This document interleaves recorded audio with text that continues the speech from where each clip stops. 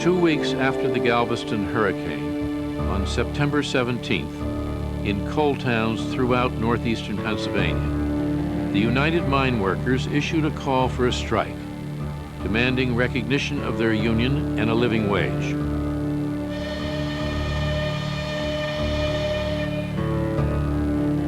But on the morning of the strike, when the work whistle blew, no one knew, not the press, the White House, or even the union, what the miners would do.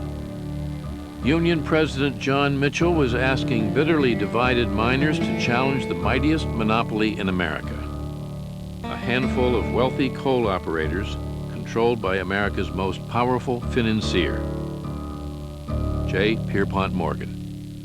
By 1900, J.P. Morgan Enterprises had just about wrapped up the entire anthracite region. So you're fighting a distant corporation way off on Wall Street. And how do you reach out to that? How do you reach out even to communicate with it? And it's the largest industrial conglomeration, the largest industrial consolidation in the country, this anthracite empire. The miners feared the coal operators, but they distrusted one another even more. The men came from different countries, spoke different languages, and Mitchell had spent years trying to unite them.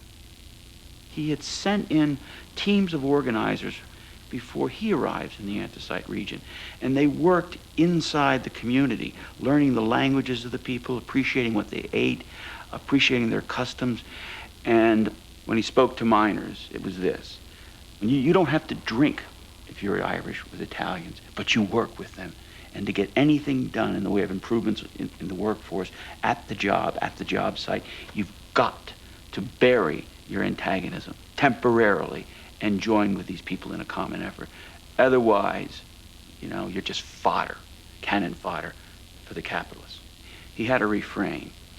Everywhere he went, it was the same. The coal you mine is not Slavic coal.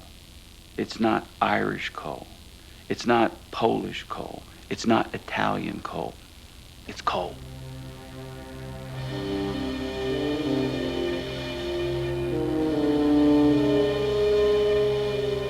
By the day of the strike, Mitchell had convinced 9,000 miners to join the union. But more than 140,000 miners had not. Unless most of them went on strike, the union would be broken. The union men thrown out of their homes and fired, never to work in the mines again. In one home after another, miners and their wives struggled with a difficult decision. At dawn in the little coal towns across northeastern Pennsylvania, every miner wondered what his neighbor would do.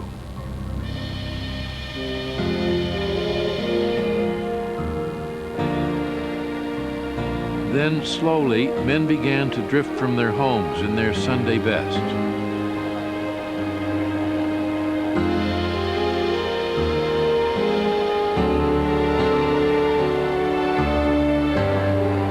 Astonishment of everyone, 90,000 men stayed out of the mines that first day. Some marched from one mine to the next, urging those who were still at work to come out and join them. These are not radical people. They're fighting for a piece of the American pie. In a sense, so little. A decent living wage so they continue to support their churches, support their communities, and support their families. By week's end, 120,000 miners had joined the strike. By the second week, well over 90% of the mines were closed. But the mine owners refused to negotiate. As the strike continued, Mitchell was becoming a hero, especially to the boys in whose ranks he had once stood, the Breaker Boys. As I saw those eager eyes peering at me, he said, the fight had a new meaning for me. I felt that I was fighting for the boys, fighting a battle for innocent childhood. By the middle of October, the miners had been out for a month. They had no savings and little help from the union. Some were reduced to scavenging the woods for food. Still, they held on. The miners at times were actually starving. they couldn't buy from the company store because they didn't have the credit. You had to mine the coal to get the credit. And the big companies, the companies that owned the mines, could care less. They thought, well, we'll starve them out. If they're going to strike, we'll stop it. They'll either work or else. As the strike wore on, mills, factories, and homes across the country were running low on coal, and prices began to skyrocket. With the election and cold weather coming on fast, the strike had become a campaign issue. Mitchell timed the strike perfectly. He timed the strike to occur just before the national election to make a fool out of McKinley with his campaign slogan of a full dinner pail. I mean, you can't even heat your homes in New York City and Philadelphia and places like that. Also, you throw the issue to William Jennings Bryan. Bryan's running a campaign against these large industries that are wrapping up the economy. With the union and the coal operators stalemated, McKinley grew more and more concerned. He's especially worried as the weather gets colder, then people's homes are going to start getting cold, and that maybe people will blame him or blame the Republicans. So what he does is he has his friend, his political colleague, Senator Mark Hanna, meet with the mine owners. Hanna approaches the owners and he lays it right on the line.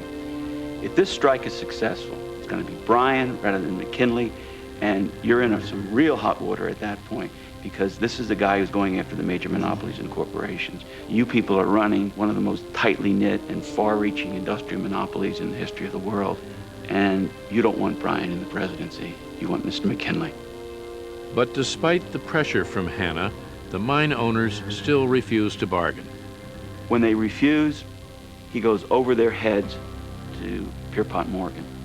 And Morgan puts heavy pressure on, and all of a sudden, signs begin to appear that, yes, we're open for work at an increase of 5 and 6% of the wage scale, but no recognition of the union. That's one thing they did not do and wouldn't do.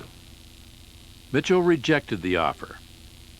But on October 28th, just 1 week before the election, the mine owners made a new proposal.